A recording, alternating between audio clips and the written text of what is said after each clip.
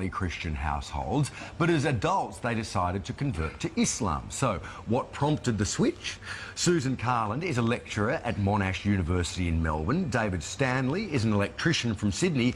And Stacey Mohammed is a 25-year-old mum from Brisbane. Good morning to you all. Thanks for joining us. Good morning. Susan, if I can start with you. What prompted your decision to convert to Islam? I think I was a teenager when I became Muslim, and I think it was when I was a teenager I started just to have big questions about life, the universe and everything, and I started to explore lots of different answers to those questions, and much to my surprise Islam seemed to be the one that continually came back to me with the answers that made the most sense to me. So eventually, yeah, when I was 19 I decided to convert. You say you were nominally Christian beforehand. Was your faith always a strong part of your life? Yeah, absolutely. I knew that I always believed in God, and I was raised in a household where we did go to church and those sort of things. And so it was always a very big part of my life and always a very positive part of my life. But I think when I was in my teens, I just started to wonder if I believed what I did because I thought it was true, or if it's just what I'd been raised to believe. And that's what sort of prompted the outward exploration, I guess. Mm. Okay, this is really interesting. David, describe your life before you converted to Islam. Typical young Aussie guy. Used to go out and, drink, smoke, have fun, just do crazy things. Also, I used to be quite a racist. Yeah, right. Yeah, and I didn't like Muslims at all. What did you know about Muslims before you became what I thought I knew about Muslims? Okay, so firstly, what I thought of Islam is I actually thought Islam was a place, and Muslims came from this place, and they hated everyone, and whoever wasn't a Muslim, I thought they wanted to convert them, and that was it. They're all from Islamabad.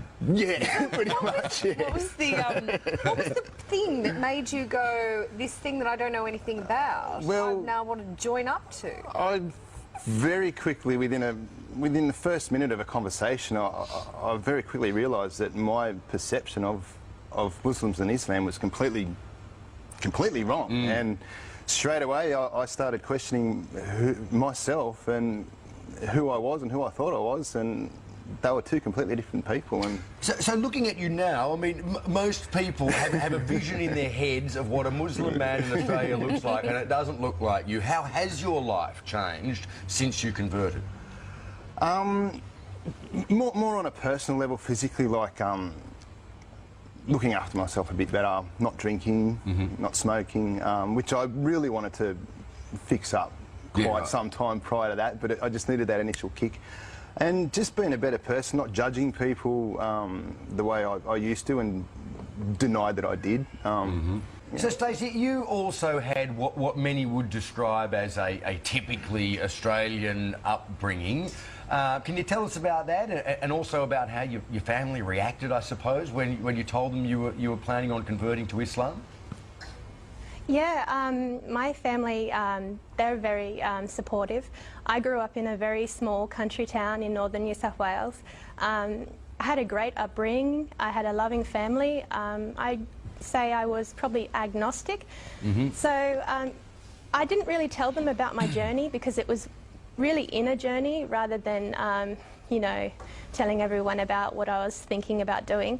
And I started about 2008, so when I told them in 2010, they already had sensed that there was some changes within, so they handled it really good.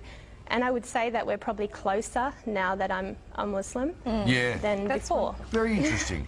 Stacey, when you hear about a terrorist attack that is carried out in the name of Allah, how does that resonate with you, and how far removed is that sort of behaviour from your actual religion? I feel sad because I would feel sad if any innocent person died overseas or here. Doesn't matter what religion, any innocent person's death is quite sad.